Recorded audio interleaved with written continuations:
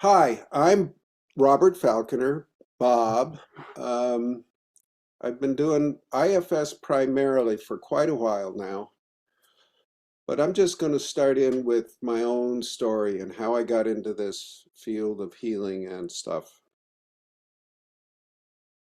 I come from one of the really horrible families, uh, extreme sadistic abuse throughout my childhood. Um, both of my parents were addicts. Uh, My father drank a six-pack of beer every day and didn't consider that drinking. But a lot of days he did some serious drinking in addition to that.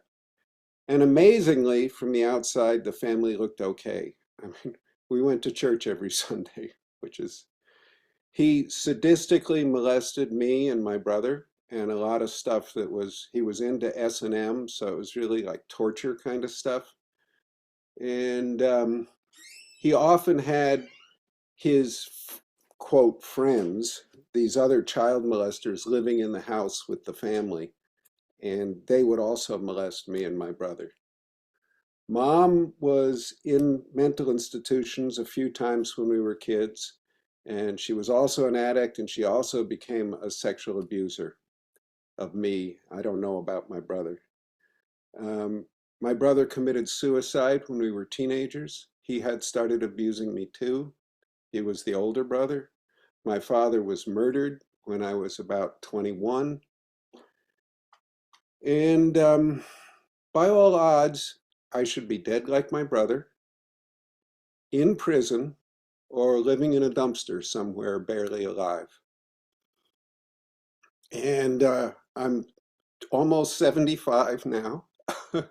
And I'm basically a man of joy. And I have loving relationships. And I feel I have a career that really makes a difference and that I'm very passionate about. So how in the world did I get here from there? And I think I've learned things along the way that can help others. And that's the work I'm passionate about now.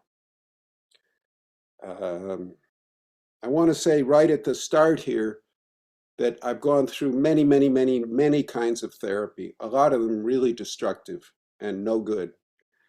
And the one I've found that I've settled on that I think is the most potent and the most respectful is internal family systems. This stuff that Dick Schwartz developed some 40 years ago. And it's what I've been doing almost exclusively for 15, 20 years. I still do some other stuff a little bit. Okay, what happened? How in the world could I survive that? One thing that happened, and some of these details I'm going to tell you are really intense. So these days you're supposed to warn people. So be warned. When I was a kid, like many kids who are badly hurt, I developed the ability to become absolutely numb to most normal pain. Like they could put cigarettes out on me and I wouldn't flinch. And this pissed them off. The one thing I never could numb out was suffocation. So, of course, when they discovered this, that's what they did a lot. And I think there's a hardwired biological response to suffocation. Your body just goes wild and does whatever it can to survive on that edge. And this is why, that stuff we're doing to those people in Guantanamo, that quote waterboarding, that is torture. Point blank torture, serious torture. No, come on, cut the BS. You know, that's torture, sophisticated, profound torture. What happened to me when I was suffocated unconscious repeatedly is I met a merciful female presence. And oh, it was such a relief, something, because my whole life seemed absolutely grim. And ironically, I came to hate her because she kept sending me back. And then after I started hating her, I lost contact for a long time. Um, the reason I'm saying this is part of a trail. I don't think people heal from these kind of major traumas without some kind of spiritual connection. I don't think it matters what the spiritual connection is. I don't have this idea that there's one kind over here that's going to fix everybody. They just need some opening to something bigger than themselves. And of course, when I was a little kid, I acted weird, you know? And all the other kids at school hated me. I was thrown out of many schools.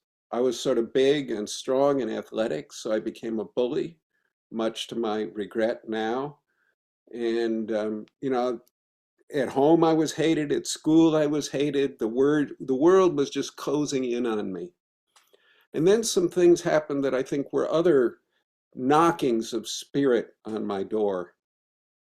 I was thrown out of several schools, and I got into this little religious school, and a kid threw a spitball at me, and I picked him up by the front of his shirt and had him in the coat room, and I was going to start punching him out.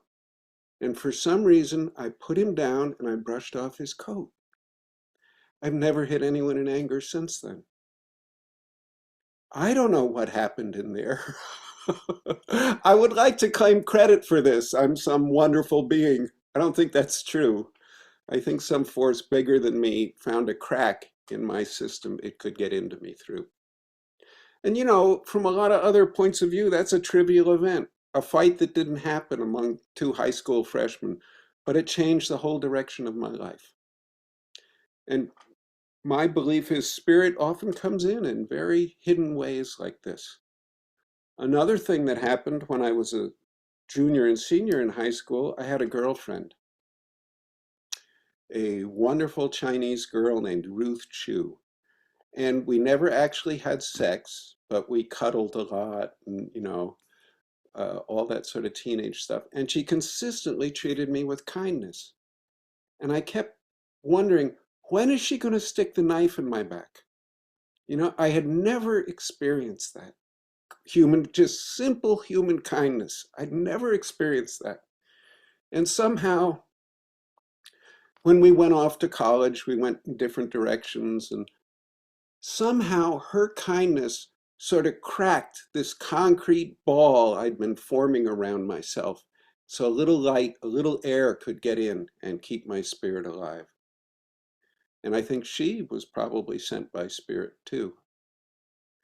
Um, I was headed down the same path as my parents towards severe alcoholism. I was drinking, a case of beer a day, and often they had this 151 proof rum.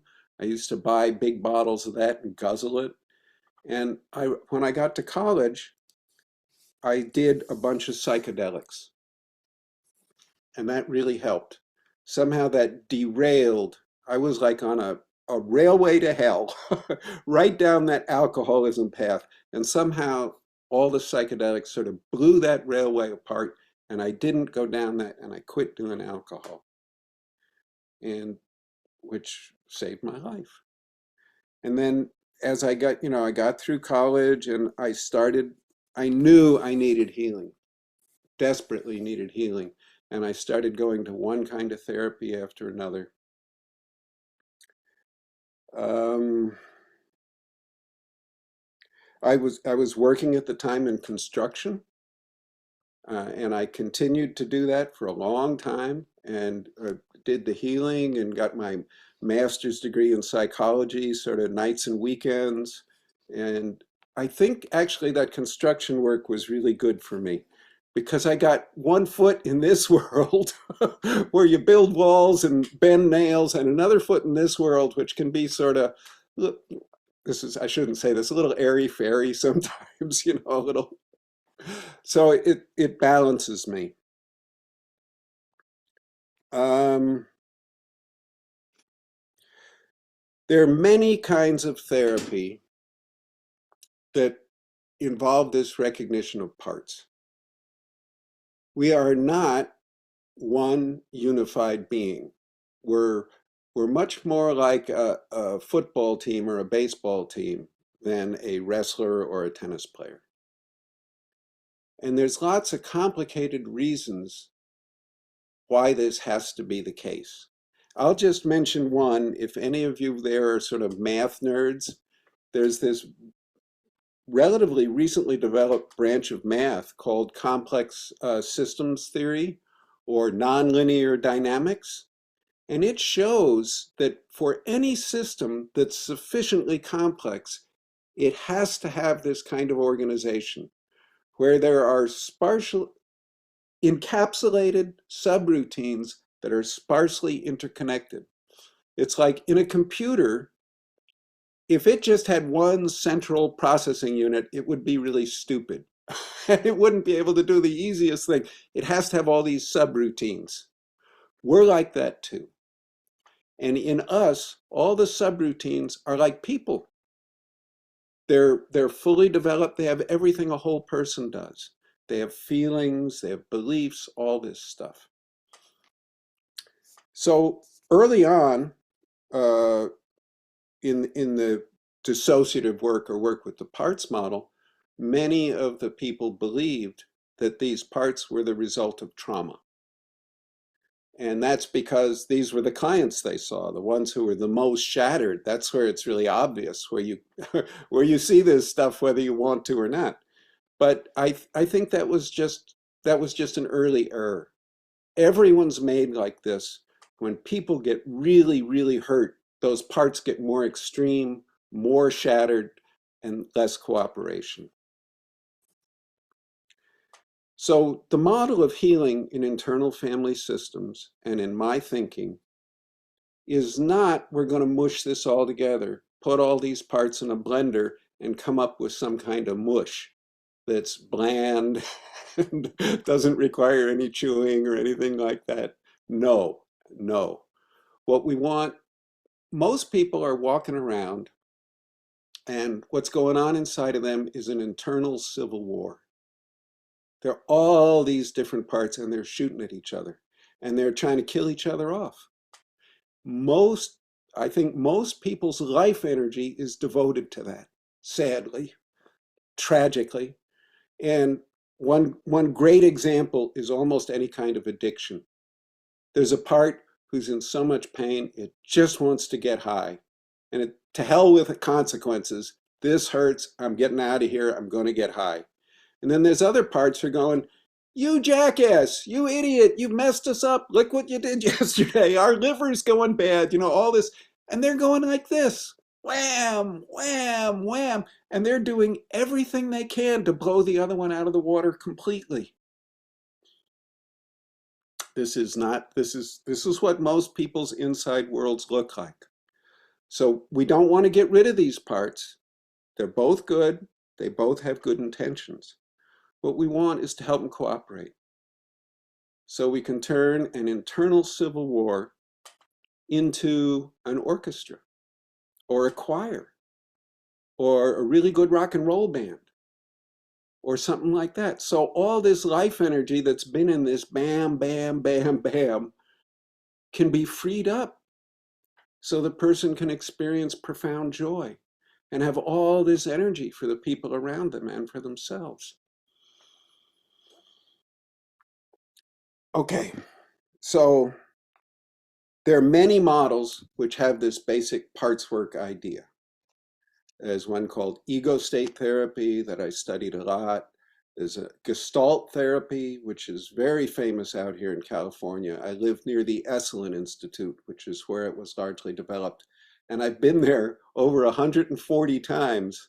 Whenever I could get any time off, I wouldn't go on to the beach or anything. I'd go down to Esalen and try and get my head screwed on a little bit straighter. For much of my early life in my 20s and 30s, I wanted to kill myself. I just wanted to die. It felt really bad in here, really, really bad. But what I did, I'm not recommending this for anybody else, but what I did is I made a list. If I'm really going to kill myself, I at least ought to do this first. And as I would and one of those things was get a master's degree in psychology. Another one was, and do this kind of work, do that kind of, and as I would cross things off the list, I'd keep adding stuff to the bottom. So that was how I stayed alive for quite a while.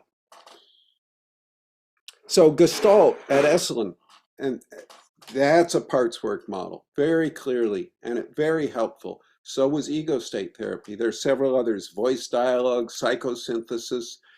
I think now, when I was coming up, this idea that we're made of parts, that we're multiple, was considered weird and goofy. But now it's pretty much mainstream, I think. I mean, many schools are teaching it. It's been a major revolution in the psychotherapy world. Another thing, I'm an old fart, so I remember this stuff. When I was young, all the therapists pretended that child sexual abuse didn't happen. There was a psychiatry textbook in the late 1960s that said it's less than 1 in a million. And when it does happen, it's often good for the kid. This and the psychotherapy establishment resisted the diagnosis of PTSD. It was only because the Vietnam veterans rap groups got together and they talked to each other, and then they got help from this one man, Robert Lifton, a psychiatrist, and they didn't go to the colleges. They went down to Washington D.C. and lobbied Congress and made demonstrations. That's how PTSD got in the manual. And now these very institutions that were saying this is all garbage and BS are now going, oh, we're the big trauma experts. Well, I should be really happy that they're recognizing this stuff, but part of me goes, hey, how about saying we really made a bad mistake back then? Oh, well, I should let go of that. Anyway, so there are all these different parts work models, and I think Dick's internal family systems is the best for several reasons. There's so much information. I'm trying to reduce a lifetime's work into an hour, which is cracking me up that I'm doing this. How he discovered it is fascinating, but I'm going to leave that for another day. Basically, when you start going inside, there are all these different parts. And the one that is most recognized by all these different schools is sort of what's been called the wounded child. There's some part in there that's really, really hurt. Like with me, it was that little kid who was howling in terror, expecting to be tortured again. And everybody has some of these wounds. You can't grow up with, even in the sweetest family, you can't grow up with having somebody hurt you sometimes. There's a joke I like, you can't become adult without being adulterated. We get this, everybody gets it. A lot of us get it big time. It's really, really common, this child abuse stuff. Physical, sexual, emotional.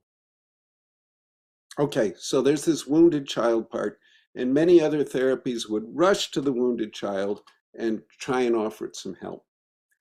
And what they missed that Dick really got clear about, one other therapy did, but this is something Dick really got clear about.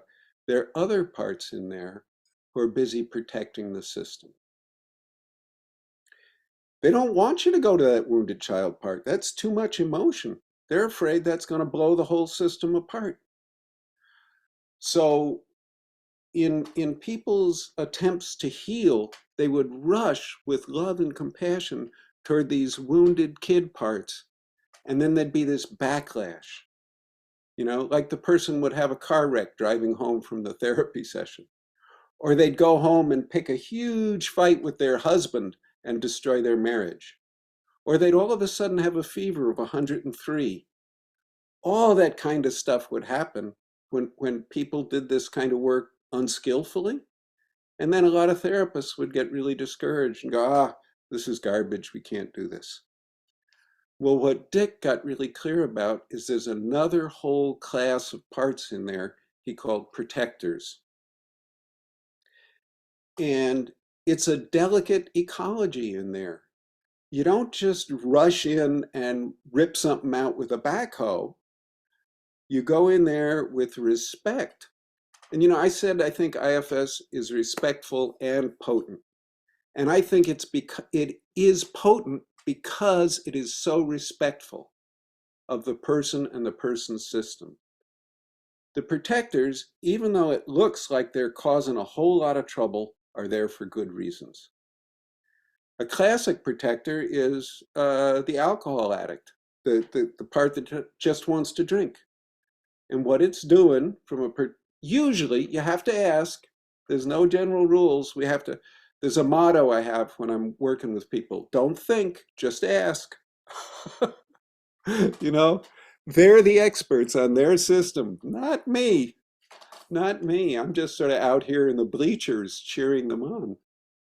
But anyway, the drinking part, usually how it's protecting, it's going to put out all those flames of that super intense emotion because it's afraid that's going to, drive the person around the bend. It's absolutely intolerable. So that's one kind of protector. We call this kind firefighters because they're after something, after the emotions are so big in the system, they come in to put out the fire. And they don't really care what it costs. They usually tend to be socially unacceptable, or everybody tends to hate them. uh, and pretty much everybody has a whole pyramid of these things. Some people, if you're a little bit upset, you might watch 8 hours of some stupid TV show. You're a little more upset, you might go out and max out your credit card buying stuff you don't need. You're a little more upset than that, you might get the booze. You might get cocaine, heroin, up and up and up and up. The top of almost everybody's firefighter pyramid is the same. It's usually suicide. And from the IFS point of view, the part that wants to suicide is not bad. And all other therapies sort of go, oh, that's terrible, and they try and like cage this suicidal part and control it and dominate it. In IFS, we go there and we say, oh, you're the last line, if the suffering is absolutely unbearable, you're here. And this is an incredibly difficult job. It's really hard, and we honor that part. It has really good reasons for what it's doing. But in IFS, what we'd say to a suicidal part is, yeah, you're really important. You're doing something super valuable. And if we could lower that suffering without you having to kill the body, what would you think of that? And they almost always answer the same thing. Oh, that'd be great, but you can't do it. Because they've been trying all these years. And all we can say to that is, well, would you be willing as an experiment just to give us the chance to show you we really can? Now that's a very, very different way of working with suicide than most kinds of therapy have. I think it's vastly more respectful. So there's this, let me take a breath. I get excited and I tend to just go, blah! So that's one side over here. There are two basic kinds of protectors. We got the firefighters over here who are reacting when things are overwhelming. We also have managers on the other side. They're trying to prevent those exiled parts, those wounded children, from ever getting triggered in the first place. There are all sorts of different kinds of managers. They're proactive. They're trying to prevent stuff. They're not reactive. A typical manager would be overwork. If I work 10 hours a day, I won't have time to get upset. I won't have the energy for it.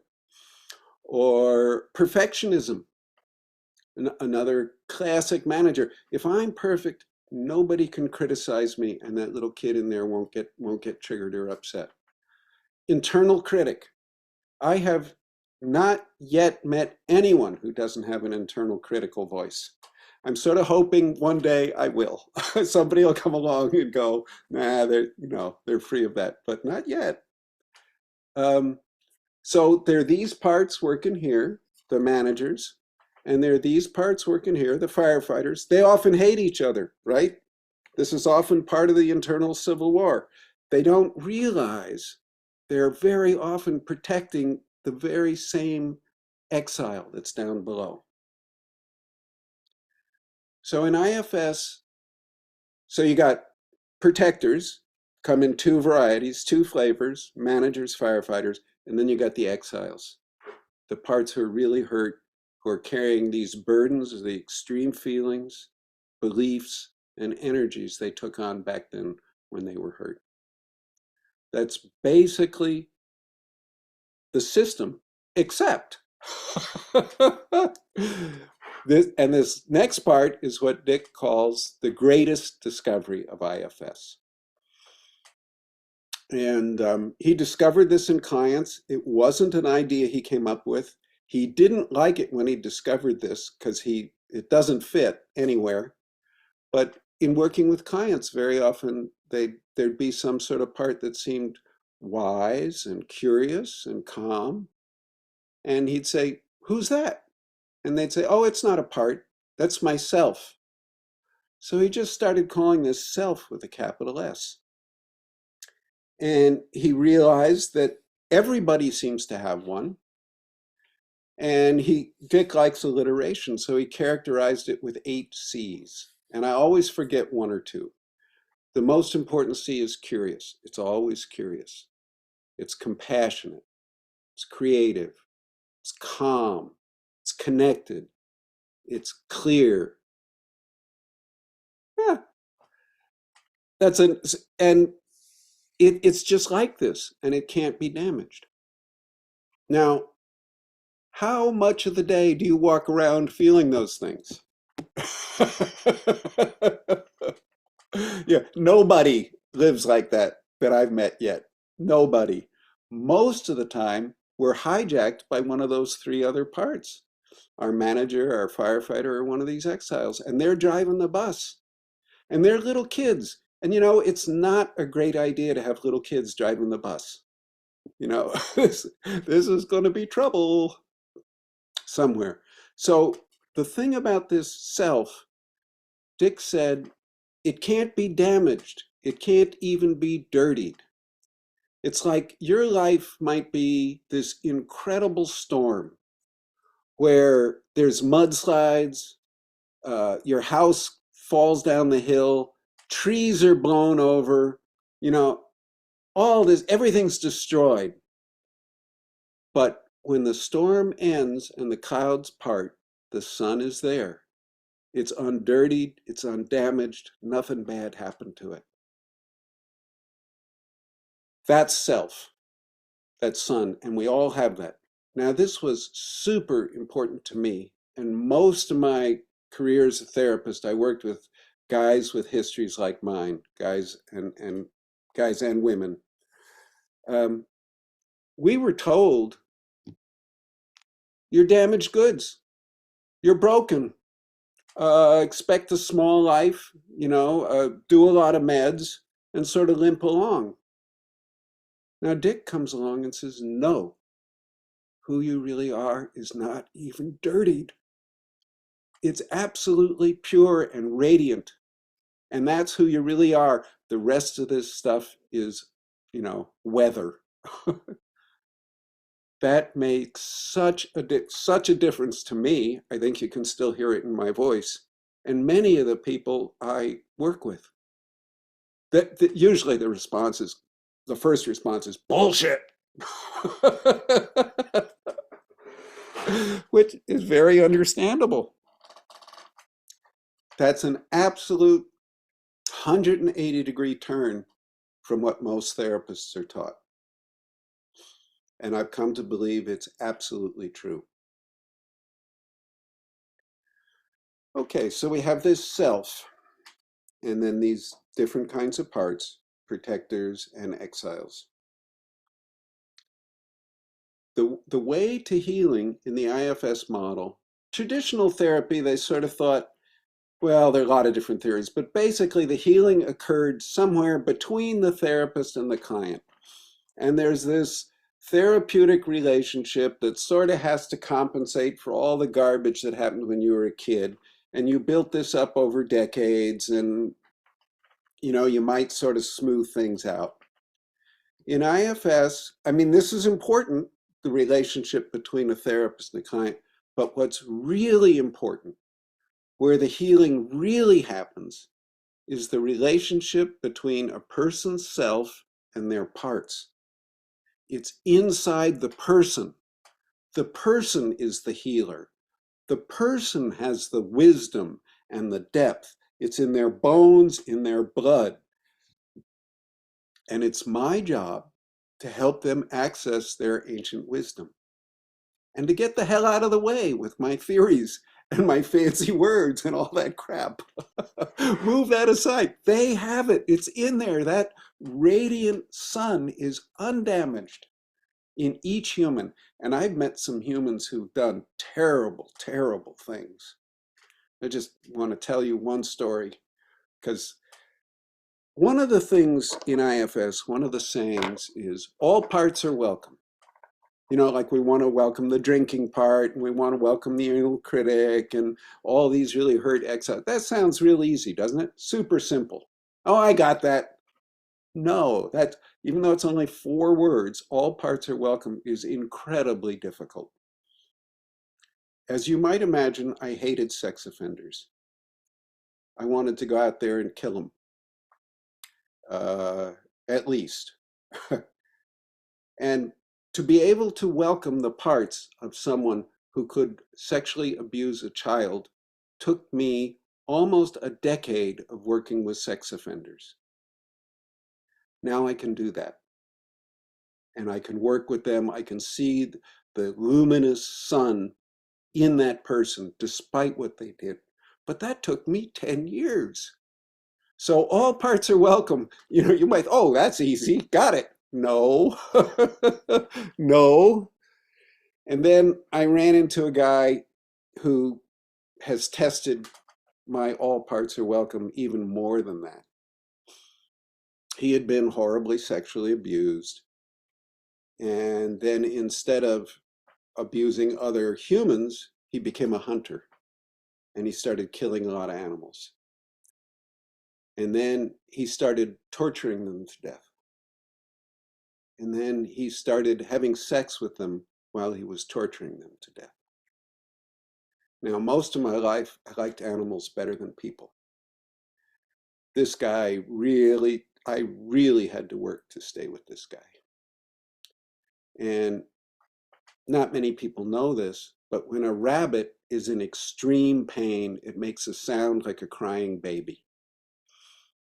And one time he was torturing a rabbit to death, and it made this cry.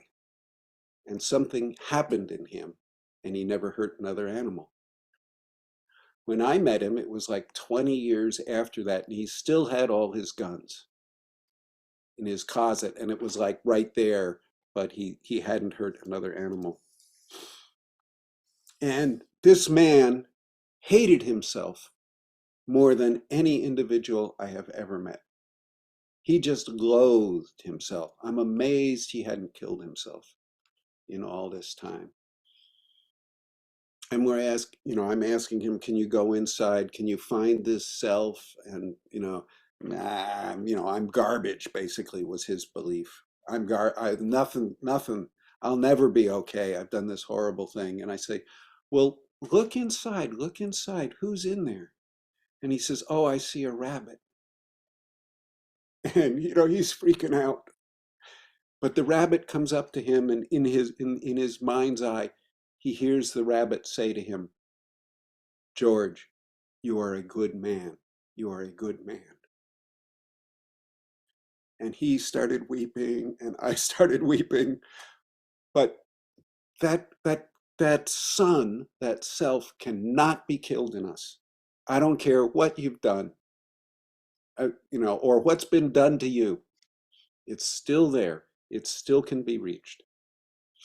Some people may choose to never turn towards it in this whole lifetime, but it's still there. I don't think my parents ever turned toward it, but I think it was probably still there in them. Okay, so we got the self, the protectors, and the exiles. Now, when you go into a person's system, it's a very delicate ecology.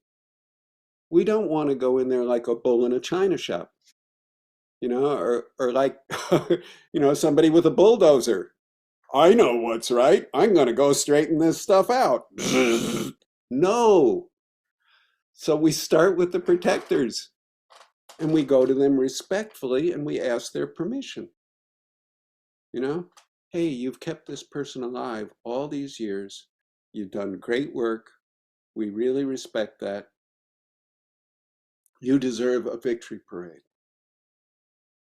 Now, most therapists would go to the protectors and shame them and make them wrong. Like if somebody had a perfectionist manager, they would go in there and they would tell the perfectionist what a jerk it was. This is so bad. And it's what most people in my profession have done for most of my life. It's really bad. That's wrong. The perfectionist has kept this person alive. So we want to go there and say to the perfectionist, wow, you kept him alive. You deserve a victory parade. What you've done makes sense. Thank you. I remember, I was the Vietnam War era. And when those guys came back from Nam, they got spit on and people hated them. They didn't do anything wrong. Our government was really, really stupid. But they did the best they could, and they lost a lot of their friends and they were traumatized. And we gave them all this nasty crap when they came home. They deserved a parade and respect. It's just like that with these protectors when you first meet them. The tendency has been to spit at them and tell them what jerks they are. We need to treat them with respect. The second message we want to give these protectors is, you're the boss. We're not going to try and overpower you and, give you rules you have to live by and push you around. We respect you. We're going to listen to you. You get to say no. The third message is the one that usually gets people yelling bullshit at you.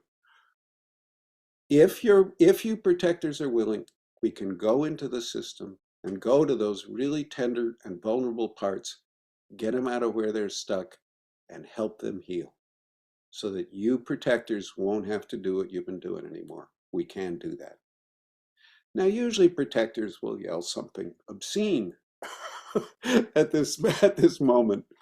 And I just ask, hey, as an experiment, would you give us a chance to prove this to you? And we can do this. And I'm absolutely confident of that now because of what happened in my own system and also all the people I've worked with. And a lot of people with histories like mine or histories like that guy who I called George, you know.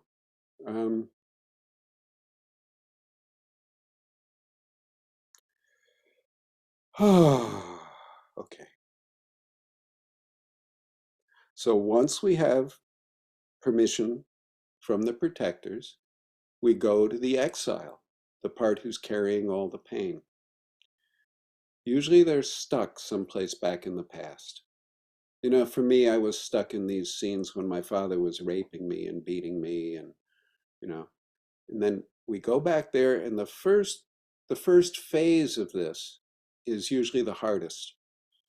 And that's to tell the exile, we want you to let the person know everything you want him to know about how hard it was for you back then, so that you're not left alone with anything. Because these parts have usually been squashed and hidden and jailed and locked in the basement because as a child, if they had all this emotion and beliefs and stuff up present, they wouldn't be able to function. They wouldn't be able to survive. They really couldn't. So it's actually a wonderful life-saving mechanism that they could split off and encapsulate this stuff. And the therapy land word for this is dissociation. Dissociation is a wonderful skill. It actually correlates with intelligence. The more intelligent you are, the more you can dissociate. And it actually correlates with the ability to concentrate. Like great scholars typically are quite high on the dissociative scale because they can have this kind of focus. So it's a wonderful skill that's gotten a really bad name.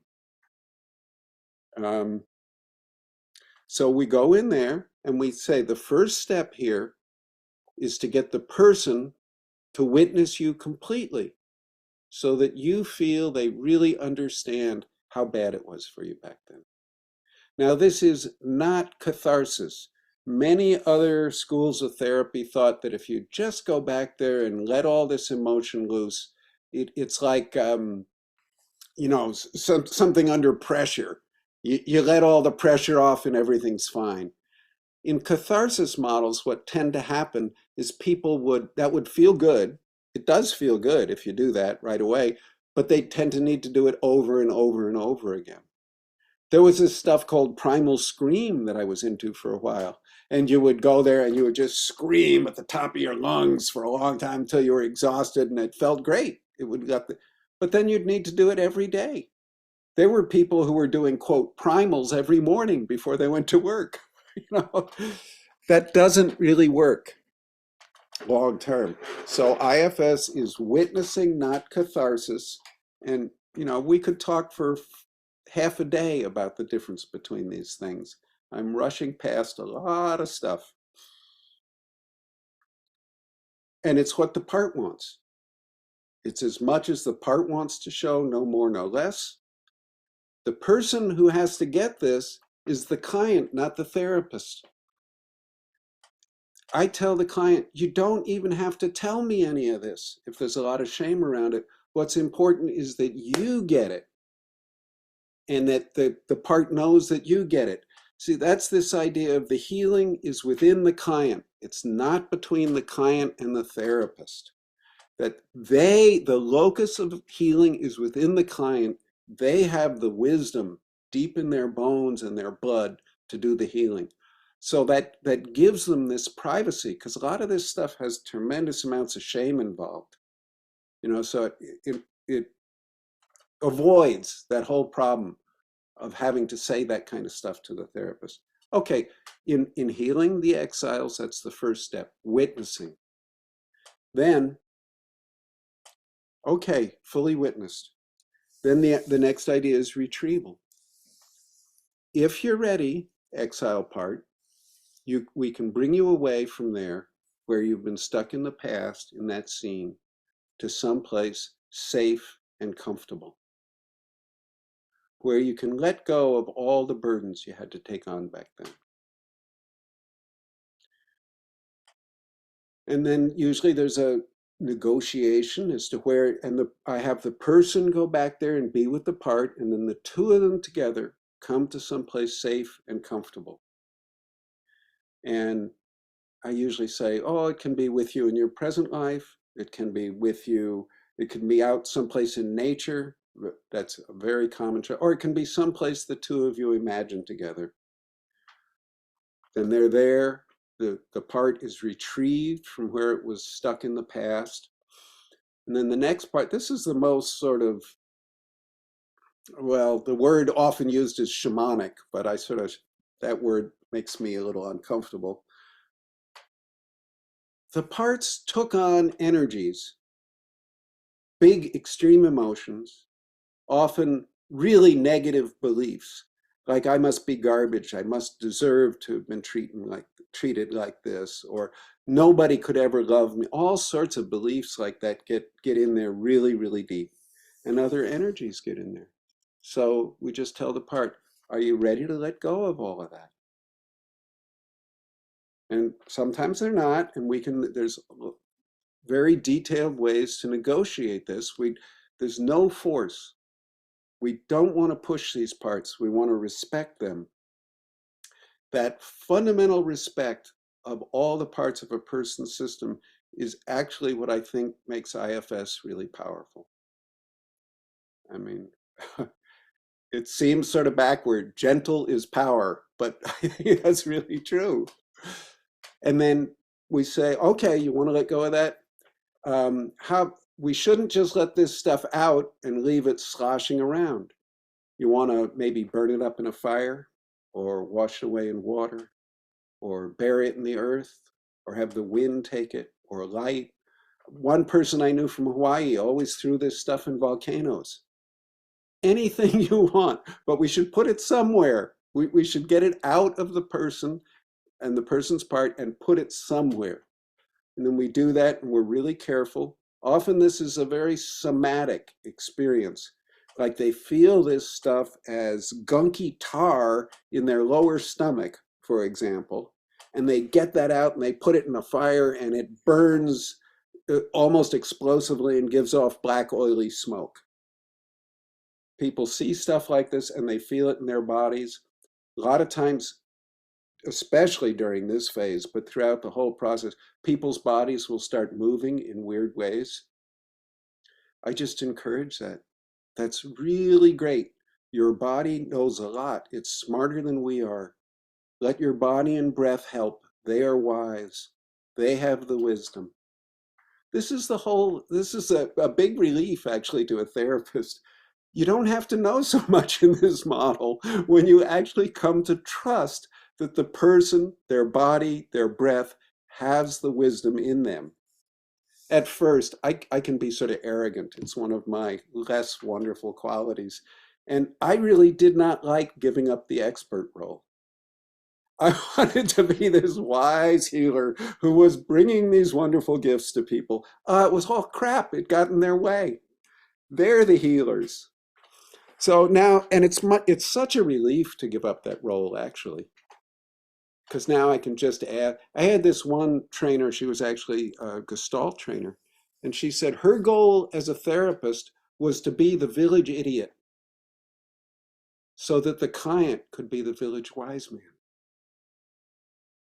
Yeah, that's the way it really is. That other stuff is just let's pretend. Okay, so you get all this gunk out of the part, you help it complete that process, and you check. There's lots of detailed ways to check repeatedly so all this gunk's out. Then you ask that part to invite in new qualities it'll really enjoy. And there's a lot of detail around stuff you can do to help that part so it fills itself with good new quality. And there are often some of those qualities of self: curiosity, creativity, calm, courage, all that stuff. It doesn't matter though, it's whatever the client says. They're the healer, not us. Okay, so then that part's usually pretty complete now. Now, you're not done yet. This is an ecology. It's a delicate ecology, remember? So we got to go back to the protectors. Hey, gang, we could not have done this without your permission. Did we do okay? Do you feel we respected you and how we behaved in your system? Is this all okay with you? And usually the answer is yes, because if they didn't like it, they would have shut down the process. Most of the time. Sometimes they'll go, oh, you blew it, and then you negotiate that. But then if it's okay with the protectors, then you can negotiate with them. You can say, maybe you might not have to do your job so hard anymore. Have you ever had a chance to sort of dream or imagine what you would truly love to do if you weren't stuck in this nasty job you've had to do all these years? A lot of them will go, I've never had a chance to even dream about that. And I'll just say something, dreaming's important. Don't rush past this. So then you've gone back and you've checked with all the protectors who were involved. And you've made sure the whole system is comfortable with any changes that have gone on. And that's basically the inner work. IFS, most kinds of therapy, the model of therapy is the human being is an onion. And we peel off layer after layer and we get down to the core. That is not IFS. IFS has a different vegetable. Our vegetable is garlic. We're all these different cloves. And what I just described would be the process of working with one clove. You know, you've healed the exile and the protectors involved in protecting that one exile. And there are probably quite a few others, you know. Okay, but when you've got this clove healed and that process feels complete, there's still another step. And then I'll shut up. These parts need to know that this isn't a one-time flash in the pan kind of thing. That this is actually the beginning of a whole new relationship in the inner world. So what's important for that is you get the client to stay in touch with the parts the client met.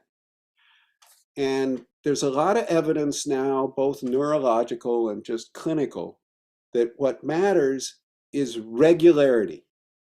Like 5 minutes a day is more important than 3 hours one day and then nothing for several days. And then, you know, big gobs like that. That doesn't do it. It's regularity. So I invite the people, do you have something you do every day? Do you have a meditation practice or something? If not, well, do you take a shower every day? You could do that. Or another one that almost everybody has is, how about the moment when your cheek touches the pillowcase as you're going to sleep? Could that remind you every day just to say hi to these parts? Just to sort of go, hi in there.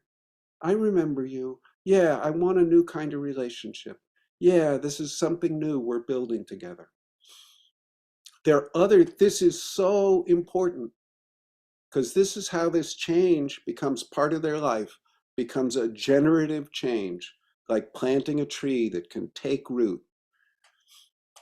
I often say, well, ask the part, go out for a walk or something, and ask the part to find a pebble or a seashell or a twig or something it likes, and then maybe just carry that around in your pocket.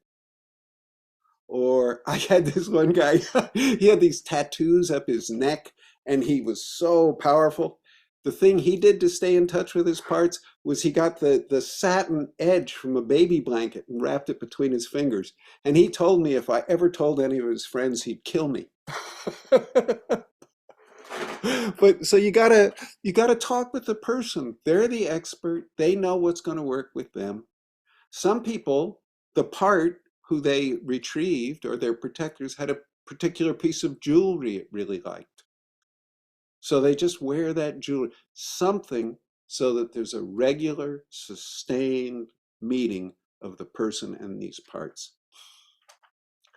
Now, we typically would call these check-ins, but any phrase the client comes up with is great. And I think someone's healing is really, really generative.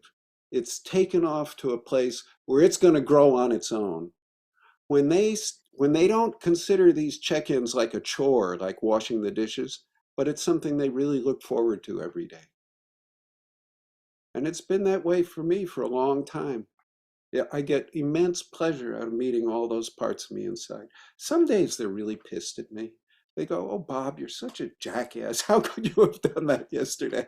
Or stuff like that. But it's okay. It's like a family, you know, or an orchestra. And most of the time, we can all play together and make music I like.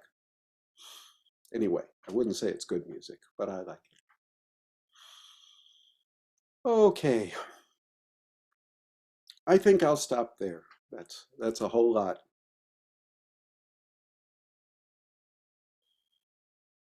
So, any questions or? Thanks so much, Bob. That was just a nice journey with you. And and grateful to be here with you for that. Um, I know I have a question, and I know I've heard this from other kind of new practitioners in this work. How much do you talk about like the model before you jump into it? Okay. Yeah, Zero. zero. Nothing. This thinking brain up here, which I've spent much of my life developing. I'm also a researcher, and my current book, for example, has a 32-page research bibliography. So I'm Wow. deeply invested in that other world. But No. that stuff is pretty much useless. So Mhm. if a person will go along, I won't say anything. If they ask a lot of questions, I'll say as much as they need to know. And if they're really curious, I'll say, why don't you go read these books? Introduction to Internal Family Systems by Richard Schwartz is a great, like 120-page introduction. Also, No Bad Parts by Richard Schwartz. I say, I'm kind of expensive, so you're much better off buying this book and reading it at home. And then, you know, yeah, I don't think the intellectual understanding counts for much. Mhm. Okay.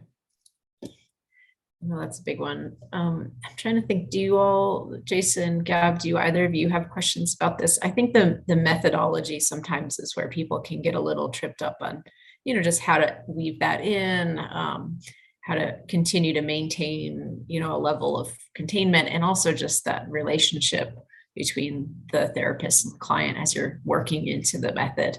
Mhm. Um, yeah, I don't know if, do you have any questions on? I have a question, Bob, because I was going through your site and then Jason just telling me a little bit more about you. So, I mean, I just thinking, what the community that we work with, there's a big cultural, spiritual aspect, esoteric, Mhm. folk tales. Um, so when I saw it on your website about just the guides and beings that come in, I just Mhm. like if you could speak a little bit more about that and what you think and how that comes in to IFS sometimes. I'm so glad you asked that.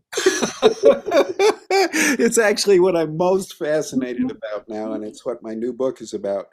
And for a long time, Dick and the others in the IFS community did not like it that I specialized in this area because it's so weird. They were afraid it would be used to discredit IFS. And I don't care about being weird, but Dick does.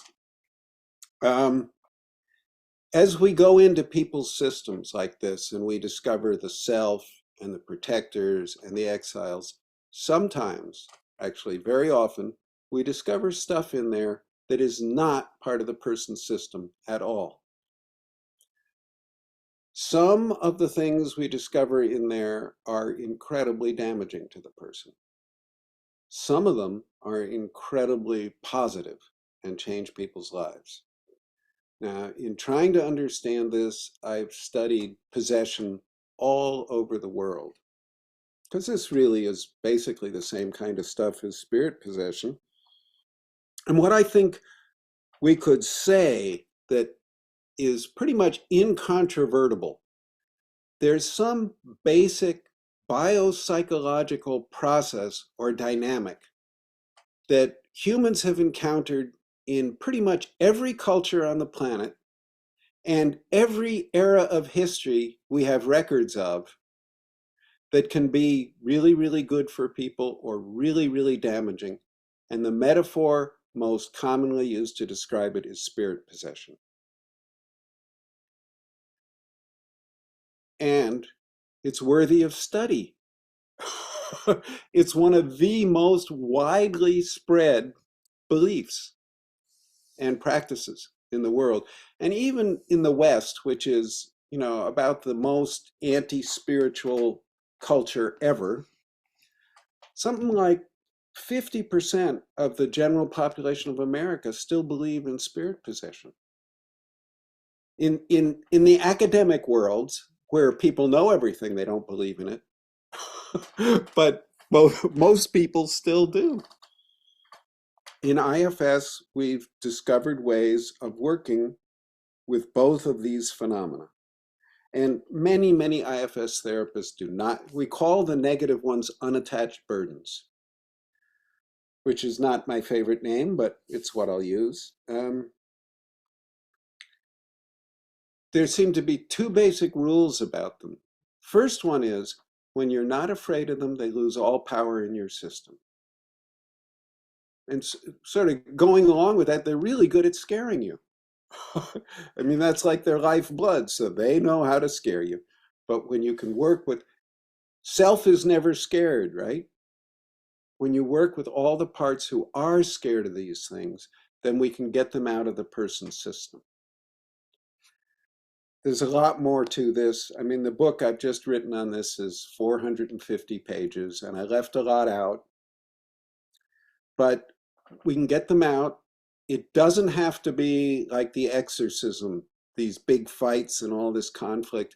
Usually these things that are in people seem to be lost, suffering beings in their own right, and we help them go to where they can heal. So that's a really short view of that. There are also guides that show up a lot in people.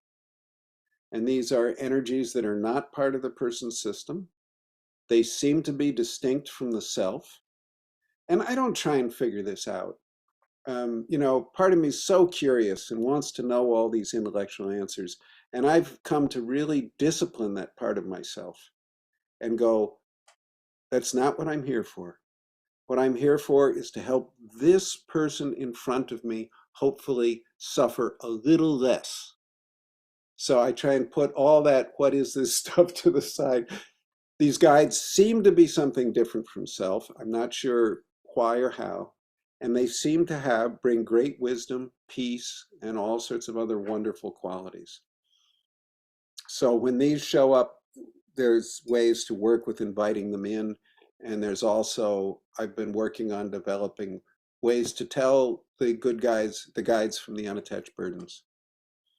You might think that would be obvious, but it's not at all. And just one thing I would say about that is all the great crimes of the past maybe 200 years have been done by people who were convinced they were doing good. Now, my favorite example is Pol Pot.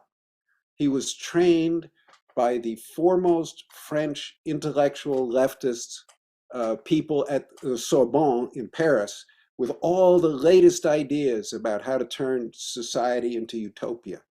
He went back to his country, tried to put that in effect, and killed about a third of his countrymen. The guy was believing he was doing good. He was brilliant. He was not an idiot. And to just sort of assume we're better than him and we know is very arrogant and very, very dangerous. So telling guides from unattached burdens is not an easy or trivial thing in a lot of cases. It's something that, you know, and this is one place where I really admire and frankly, and I'm jealous of people who are part of a living tradition because they have elders who can really, really help with this.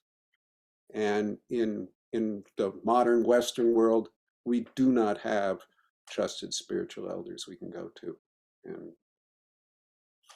that was a long answer, but thank you for asking that. And on that note, actually, you mentioned early in your story that there was a merciful, kind woman. And I wonder if that is maybe where the kernel of this began, and if she's come back to you, if she is still a guide for you. Not, I have other guide presences, and but not so much her, and that's still sad for me. And part of me, you know, I can get into a parts war about that. There's the part of me that hated her, and that makes sense. And then there's another part that hates the part that hated her because it drove her away. And then they start going at each, you know. So I can play out the whole dynamic over that one. But it's most of the time it's fairly peaceful, and other guide energies have appeared. There's one very simple thing that I do that pretty much anybody can do if they want to contact a guide energy, and it's just to start writing a dialogue. And you just start, maybe with your name, hi guide, and just let your hand write back whatever it wants. And this is not an IFS technique. It's actually from a guy named Ira Progoff, who wrote a lot of books about journaling. But a lot of people find, to their amazement, that there's something inside of them that's a lot wiser than they are most of the time, that's putting stuff down. I want to tell a story that's a little bit to the side here. The Spiritists in Brazil know a tremendous amount around this UB and guide stuff, tremendous amount. And there are about 50 psychiatric hospitals in Brazil that have Spiritist healing teams as part of the hospital, which is maybe the most blending of traditional spiritual healing and modern Western medicine on the planet. There was one Spiritist named Chico Xavier, with an X, his last name is with an X. He had a 3rd grade education. He worked his whole life as a postal clerk. He would never take any money for anything he did as a Spiritist healer. He would do this kind of automatic writing. He wrote over 400 books. The guy had a 3rd grade education. He was working full time his whole life. And a lot of these books, they're published now in, I think, 20 languages. Over 35 million copies have sold. Almost nobody in America has ever heard of this guy because we're so arrogant. We sort of think if it didn't come from America or Europe, it's worthless. But he somehow found a way that something could come in and write books through his hand, and he seemed to have access to knowledge way greater than somebody who lived in a small town in backcountry Brazil should have been able to have. And a lot of his novels are available in English. What's his name again? Chico Xavier, and his last name is with an X. And there's actually a film that you can see free on YouTube. It's translated under I don't know why the film has the title, The Astral City. But the book was No Solar, which means our home. And it starts with the hero's death and follows him through the afterlife. So that was a little bit off topic, but I find that stuff fascinating. Likewise.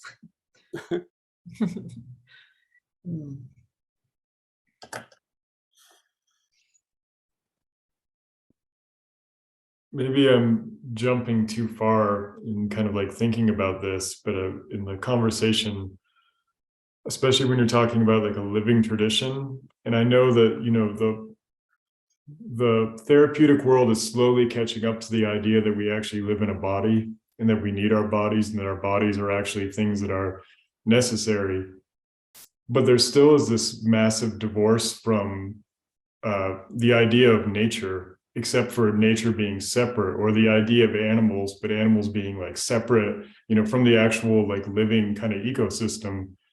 Do you feel like IFS is going, I mean, I guess it's hard to predict, but like, is it almost like a gateway drug where we're slowly heading towards actually just understanding the world in a better way? I hope so. That's another thing that I focus a lot of my new book on. You guys are asking, I couldn't have paid you to ask better questions.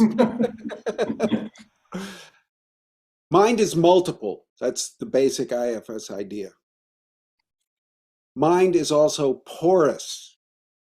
When you start looking at these unattached burdens and guides, stuff comes in and out that's not part of who we are. And if you start thinking about this a little bit, well, of course, it has to be. Every cell is surrounded by a semi-permeable membrane. If it was all rigid and blocked off, it would be dead. Everything living has stuff coming in and going out.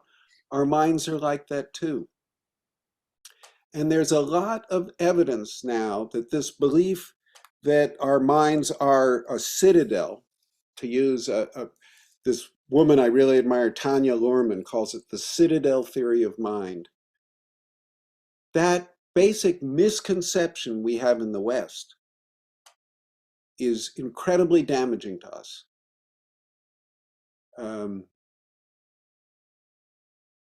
And it also is what allows us to destroy the environment, because we see ourselves as a separate, isolated being. Let me see. I could really go off on this. I'm trying to discipline myself. I'll tell this one story. In the West, we have this idea that our minds are this citadel. It's all encased in this bony thing here. Everything inside it is private. It's our property, and it's our identity. All of that. Most of the rest of the world doesn't have that. And Tanya Luhrmann says this is one of the basic reasons why we do worse with psychosis than most other places in the world. Because we get any thought coming in, or any, like presence of a guide or an unattached burden or spirit or whatever you want to call it coming in, we shatter. We think our minds are broken. What looks big and strong and tough, this citadel theory of mind, is actually immensely fragile. And it has other terrible consequences. It cuts us off from our bodies. Our bodies become things instead of other beings we have relationship to. It cuts us off from all our relations.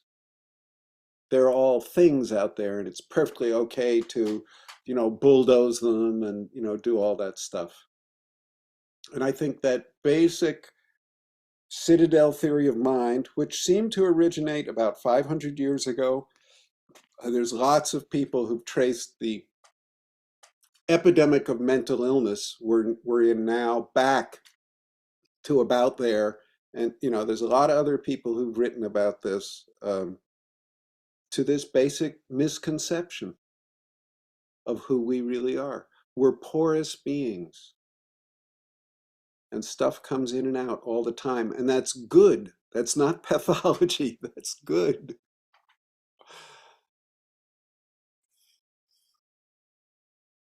Thank you.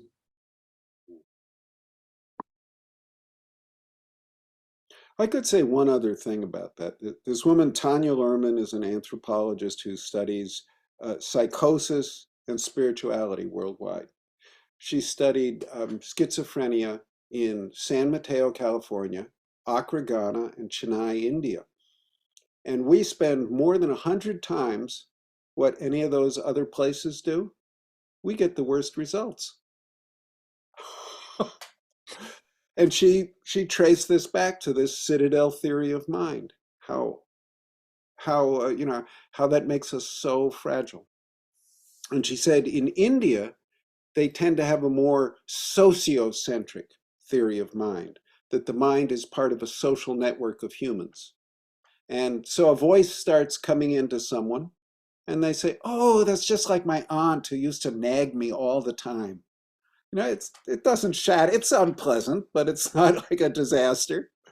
In Accra, Ghana, they have what's more called an ecocentric or cosmocentric theory of mind. They expect to be able to feel and communicate with the environment around them and with the spirits, with the cosmos. So they start hearing voices or experiencing these energies in them that aren't them. It's not a disaster. It's okay. So they do better, even though we spend 100 times as much, more than 100 times as much, on our mental health care here in San Mateo. Now, if humanity was a rational species, we would be at the feet of those people studying what they do, right? That's not what's happening. We're spending billions of dollars exporting our mental health care system to them. It's so insane. I mean, I don't know whether to weep or to cry or to laugh. I mean, it's just so ridiculous. But that's what's going on. Yeah, I'd say that's a common conversation with us, especially with the community that we work with and the relationships we have with, our clients. And, I would say it's that Citadel is like a very colonial way of occupying people's minds. And, it is the way that we prescribe healing. Yeah. So that is something I know as a team and our vision for this, kind of healing in the community is more an ecocentric mind, more relational with all parts, all beings, So grateful to hear your perspective on that. Mhm. And I think a lot of traditional therapy has actually been an internalized colonialism. I The agree. ego is trying to colonize the rest of the mind, Mm, and it creates the predictable disaster where there's all absolutely. these rebellions and hatred and everybody's miserable. And I think it is that the same stuff we did in the outside world we're doing on the inside world. Mhm. And it's a disaster in both of those worlds. Agreed. Agreed. I want to tell one other little story. This is sort of after a guy in America, two young people. A guy has a florid psychotic break, completely loses contact with reality, consensual reality, hearing voices, seeing stuff, gone. Same thing happens to a young woman in Thailand. Florid psychotic break, same places. In America, the guy goes to the big authority, the witch doctor shaman who's dressed in white with his stethoscope on, and that guy tells him, well, this experience, the most intense and moving experience of your life, is absolutely meaningless. Your brain is broken. We can't fix it. You're stuck with this. You're basically sort of damaged goods and garbage, and take a lot of drugs, which will turn you into a drooling idiot in 10 or 15 years. And that's the best we can do. Goodbye. In Thailand, woman has very similar florid psychotic episode. When she gets out, she's told, oh, you've been chosen for a very difficult role. You're on the front lines of the cosmic battle between good and evil. If you find heart and act well, you will be able to help many others who are on the front lines with you. She goes home and she has a purpose and a goal, and she has a role in society that's incredibly valuable. He goes home and nobody will talk to him. He's locked alone in a little room. They both continue to have florid psychotic episodes every once in a while. But the one in Thailand has a wonderful, productive life, meaningful to her and helpful to others. And it helps her find meaning in these incredibly powerful experiences. Whereas the guy in America, unless he gets out of that system somehow, is just doomed to have his mind eaten away by these antipsychotic drugs. He's And exactly. still, the academics in America make fun of the, quote, faith healers in Thailand, because they can't accept the idea that there might be a cosmic battle between good and evil. I get a little pissed off here. I'll try and stay calm.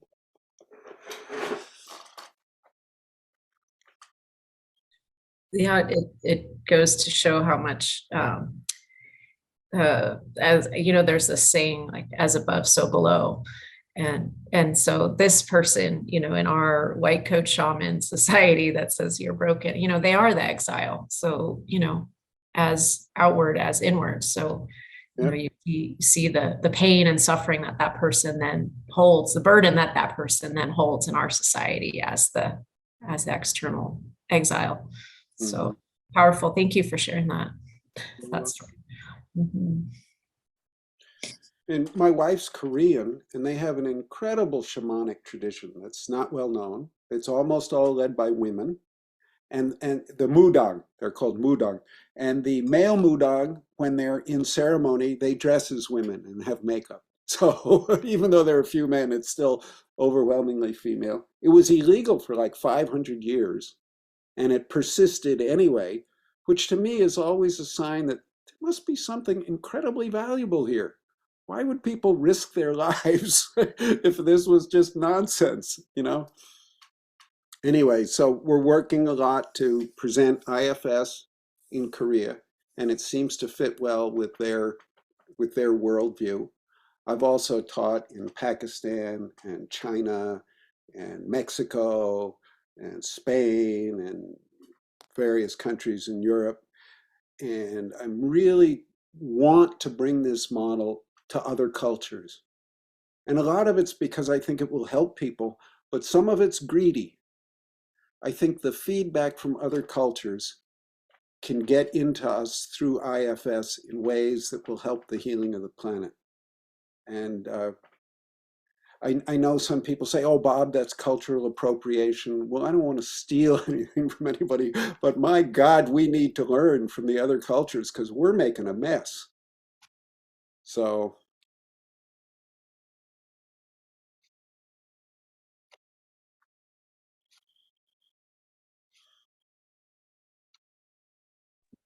I was trying to think if I had another question, and one hasn't come to me. So, Gab, I don't want to ask the last question.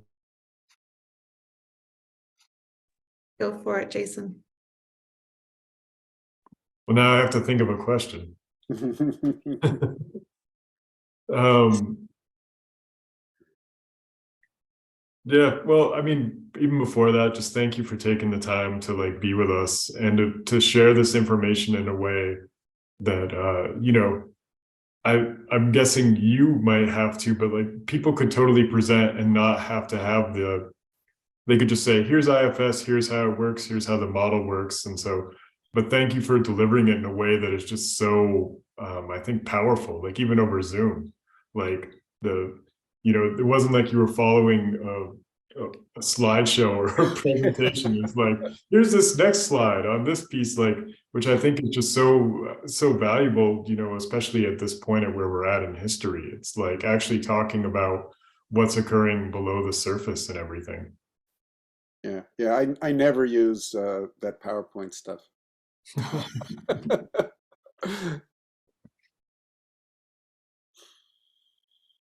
I guess one final quick question that actually just came to me is, do you feel as time goes on, there may be a way that, I mean, I imagine there will be, where the idea of managers, firefighters, and exiles becomes even more complex, and that other things are kind of like examined, or like, because I imagine these different things have developed over time. Do you feel like this is kind of like where it's going to stay with the model, or if it's going to continue to evolve? Well, my crystal ball's broken and in the shop. The cutting edge to me is this other stuff, the guides and unattached burdens, and this idea of porosity of mind, that we're all actually interconnected. And that opens up all sorts of, to me, absolutely amazing stuff, and stuff that really is spiritual in nature. And I think with major trauma, I think people either they're either going to die or they're going to open to spirituality. So, and I think IFS, oh, here, I can answer this question. I think IFS might even be sort of like a Trojan horse. It's a very rational, basically simple model that can get into academia, you know, where they can sort of accept it, because yeah, it's one step after another. But if you adopt this model and start working on it and working in it, it leads you to realms that are spiritual. So it sort of sneaks spirituality in the door. It's really sad that you actually have to do that these days, but that seems to be what it takes. So I think the spiritual implications of this model are where it's going to open up. But I think I'd probably be in a minority on that. There are all these people working on neuroscience and IFS and all these other areas. So that's just my opinion out here. That's actually quickly, that made me think, is there a fear that this model will also be slowly taken and kind of, let's say gentrified, for lack of a better word, or just made into like kind of like the idea of mindfulness, simple, quick, being used to help you kind of just, you know, continue to do your job and live as an American? Yeah, I think there's a big danger of that. I think almost everything can be perverted in that way or misused. This is one of the projects I haven't done yet. I've been meaning to put more meditations up on my website, but I want to call them mindlessness meditations. Because anytime I'm in my mind, I know I'm in dangerous neighborhood.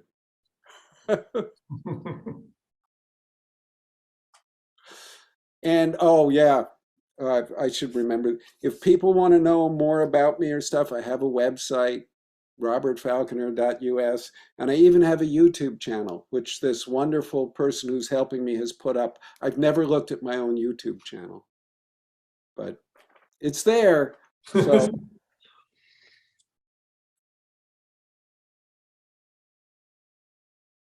Okay, any last questions? Jill, Gabrielle? No, I think Jason? that's it, I think. I mean, if we remember any, we might shoot you an email, but you know, I think for now we have a lot to digest. Okay, great. Great talking with y'all. Yeah, Yeah, thank you so much for being here. Thank you. Take care.